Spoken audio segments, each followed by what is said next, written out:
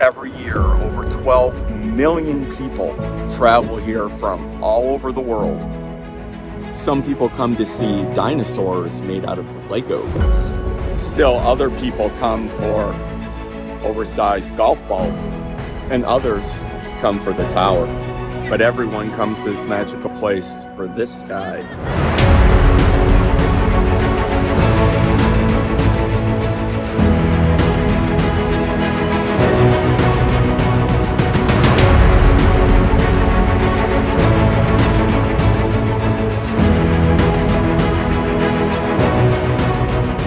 Back 50 years ago was the first time I came here, and this time something's different.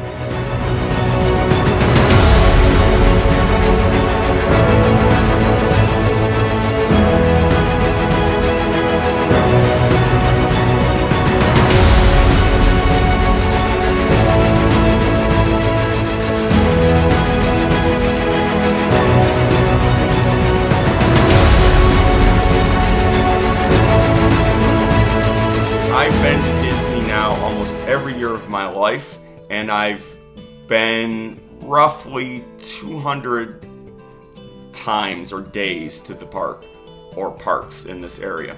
And what's different about this time is this time I'm going by myself. So let's see what happens in a few videos. So this morning I got in really late last night. My planes were all delayed. I didn't get into Orlando until around 12:30 in the morning, I guess that's today, and then took an Uber to a cheap hotel that's by the parks, because just in case, that's why I got a cheap hotel for last night, because I knew I might, be delayed. I finally got into the hotel about 1 a.m., maybe 1:30, and got to sleep at about 2 a.m. And right now it's 9 a.m. And the plan for today is I'm gonna get out of this room. I'm gonna Uber over to the Art of Animation, which is where I'm staying. Why there? Well, I have some favorite hotels in Disney, and I wanted to try the Art of Animation because it's on the new Skyliner, and I haven't been on that yet. So I'll head over there, I'll drop my luggage off, and then I'm off to Disney Springs for what else? What do you do in Disney Springs? You eat and you shop. So that's the plan. Let's get going.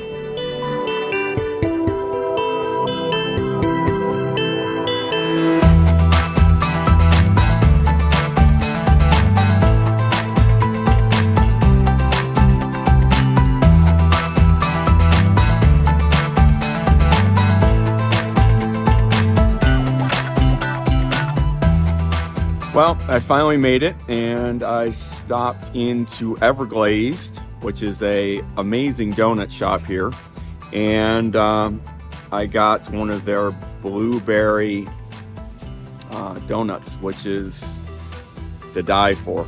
Absolutely amazing.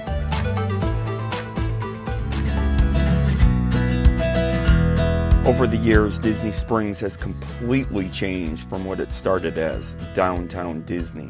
Gone are all the nightclubs and nightly fireworks. But in 2013, Disney started a 3-year expansion project that added around 150 new shops, restaurants, and venues. But the best part was they added some very unique, what would I call them? I guess little herd of experiences. The first one that I'll be going to is in the M&M store, and it's to get a picture of Cat and I on a bunch of M&Ms.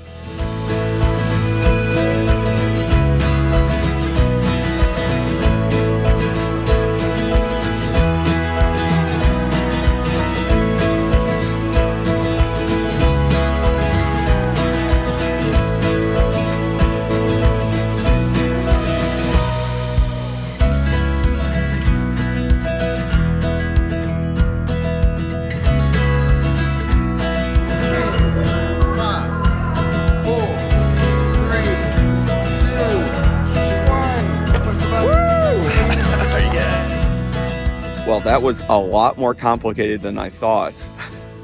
Who knew making M&Ms could be so difficult?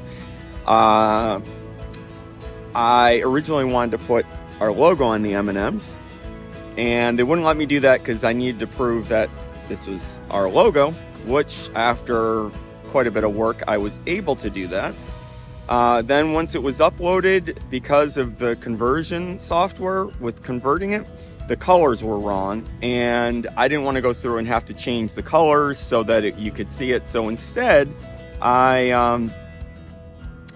got our faces and our names and Third Orbit Travelers on the M&Ms. So let's take a look and see what the final product's like. Okay, well, this is it. It comes in this, they had a whole bunch of different options, but it comes in this white thing here. And inside this glass plastic jar. All right, so let's try to open this and see what it looks like inside. I got red, white, and blue to go with the logo, but let's look at this. Let's see here. All right, so this is the, I don't even know if you're gonna be able to see this or not. This is the first, this is obviously our faces on the M&M. So there's 3 designs, that, and it says M&M on the other side. And then we got, I got our names, and finally our name. Well, wonder how they taste.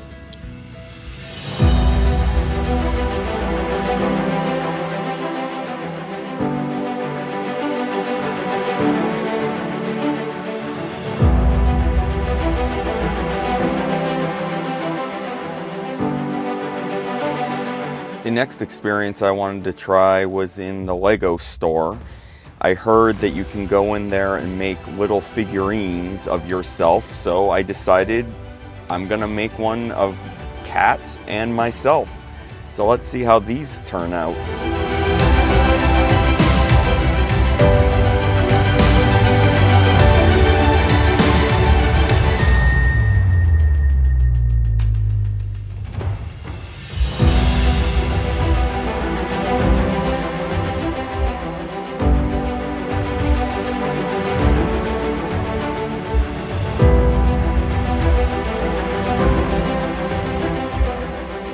Well, that was fun. So I got our minifigures printed. This is the body for my figure. And this is the body for Kat's figure. And then let's see what I got for heads. So this one is Kat's head, and this one is my head. And then I got hair, which this is the closest I could get to Kat's, and then my hair, and then our legs, and accessories. So let me put them together and let's see what they look like.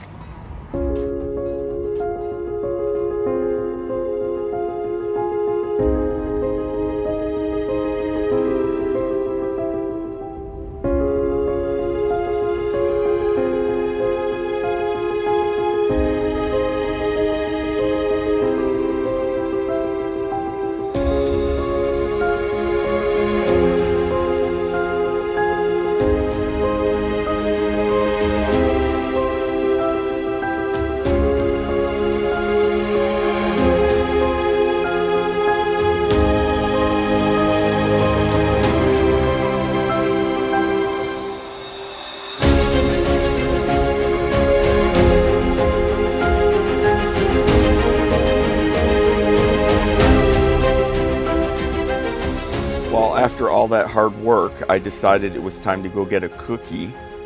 But my favorite cookie place in DisneySprings had a 2-hour line. So instead, I went to Raglan Road, which is the Irish restaurant, at least the sit-down Irish restaurant that is in DisneySprings. I've heard nothing but good things about it before I went, so I figured I'd give it a try. I got an amazing seat in the corner all by myself.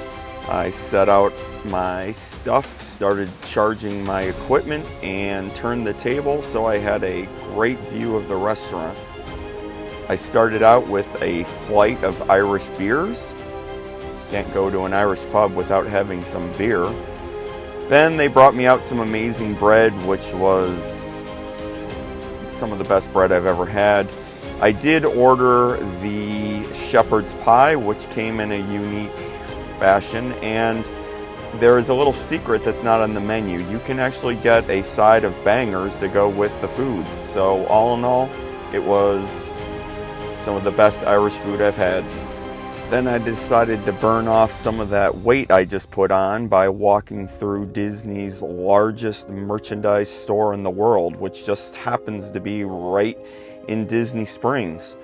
What a huge store. I got a little overwhelmed, and then I couldn't find an exit because a lot of the exits were closed and had signs that said this is not an exit. Anyway, after that, I heard that there was a speakeasy in DisneySprings, and there is. It's called Enzo's Hideaway, and you have to go down by where there's this bridge, and underneath it, and you walk in, and there was no one there to greet me, so I just kept walking, and there she is. So I told her I wanted just to sit at the bar. I went in, sat down, and ordered my favorite speakeasy drink, which is called a Godchild, and the bartender had no clue as to what I was talking about. The place was empty, and they were basically out of everything. According to the bartender, the night before, the place was standing room only, and they actually emptied out most of their kegs and a good number of their bottles of alcohol.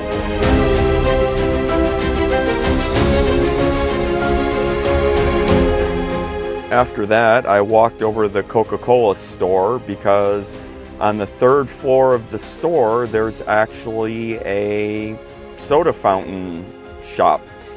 You can get samples from soda from all over the world, and it's not just like what you can get in Epcot.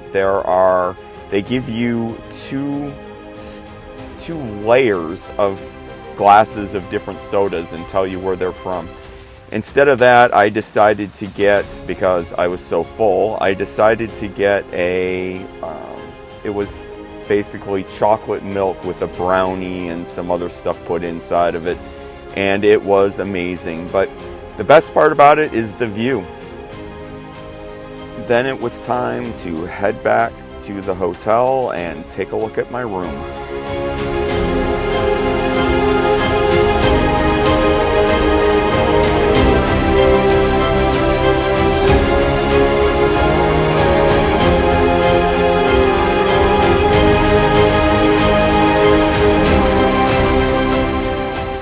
I know I said that DisneySprings was all about the food and shopping.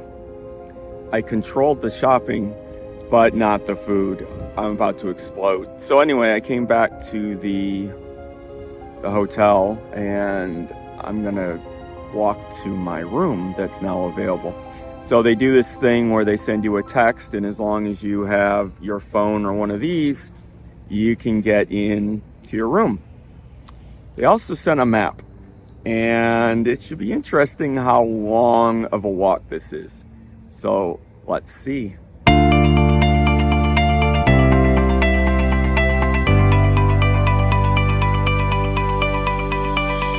After what seemed like a few mile walk, I finally made it to my room.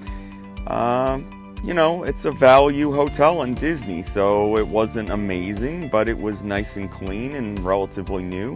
The TV had my name on it. The beds were nicely made.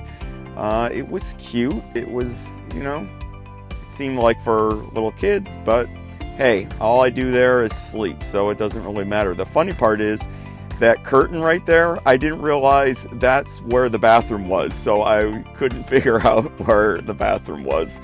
But I finally did, and the bathroom was clean. You get what you pay for, but the reason I stayed here was for the Skyliner, and that more than anything else because I really wanted to try it. And boy, did I love it after staying there. I will definitely go back to a hotel that's on the Skyliner because it was super convenient. After I was done checking out my room and putting my stuff away, I decided it was time to ride the Skyliner. So I walked over, again, a couple miles it seemed like, and I got my own little Skyliner, and I headed on that over to Epcot. It makes one stop where you have to get off and transfer to either the Epcot Skyliner or the Hollywood Studio Skyliner. So I obviously got on the Epcot Skyliner, and the sun was setting and you could see Epcot in the distance, and it was absolutely gorgeous. After that, I walked over to the lake that the Swan and the Dolphin and the boardwalk and the Yacht and Beach Club are on. Kind of looked at that, hung out for a while until the crowds died down, and I got back on the Skyliner to go back to my room to go to sleep.